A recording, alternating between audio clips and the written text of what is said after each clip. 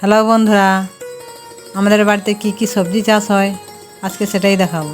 এই দেখো আমাদের কুঁদরি বাড়ি, এইটা প্রথম ফলন এসেছে। এই দেখো ছোট ছোট কুঁদরি ধরেছে।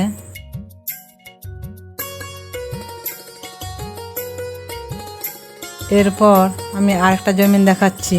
এই জমিতে দেখো আমি কি কি লাগিয়েছি। এই দেখো ঢেঁড়স গাছ, আর এই দিকটা আছে আমাদের পুঁই, এই দিকটা আছে লঙ্কা। এই দেখো কত সুন্দর লঙ্কা ধরেছে। এই দিকটায়ও পুঁই লঙ্কা লাগানো হয়েছে।